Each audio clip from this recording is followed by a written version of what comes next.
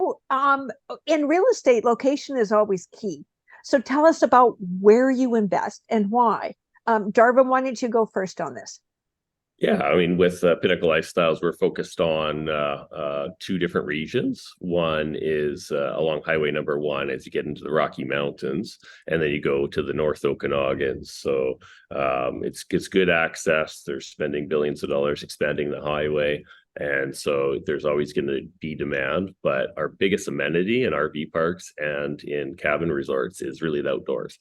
And so if you can buy in a location where people from all over the world want to come to, you're going to have a very stable investment through different economic times where, even through COVID, we had restrictions on where people could travel, but the people within the region just love going to these destinations. And, in a normal year, you would have people coming from Eastern Canada and from outside of Canada. So our focus has been Highway Number One along the Rocky Mountains. And then the second region would be the Kootenays. And so a lot of people have heard of the Kootenays, but it's a less traveled to zone.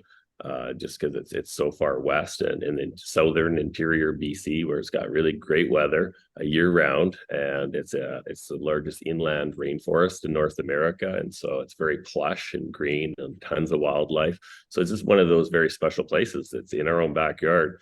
And a lot of people haven't had a chance to get there, but when you get there, it's the kind of place that you just don't want to leave. So that's our locations and why we chose those two for the current fund that we're in now. Do you It's find that, gorgeous. I guess this is a two-part question. So the demographic, this is about demographics. The demographic of the people that go to the campgrounds, and then there's a demographic of the people who invest in the campgrounds, right? They may be the same, they may not be. That's why I'm asking the question. So who's going and who's investing? Like, in broad terms.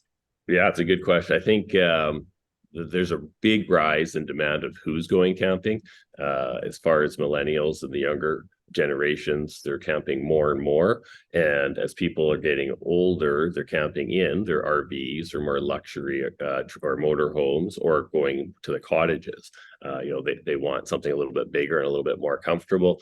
So it just depends on how much people want to travel. But the age demographic has been increasing all the way from young to old.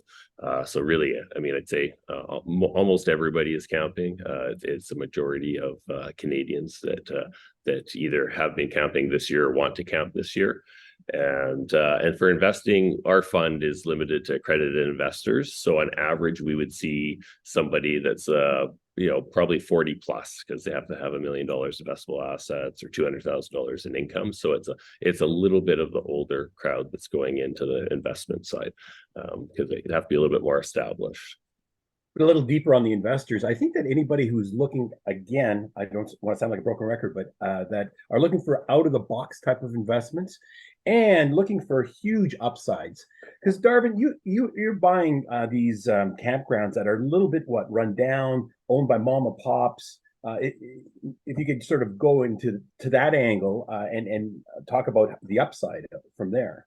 Yeah, you bet. Yeah, and I think the investors are somewhat sophisticated investors on the real estate side, and they've already been generating their returns from REITs or from other forms of real estate, and they're seeing this as a slightly different asset class, albeit still real estate, but with a different potential, and can do well in different kinds of market cycles.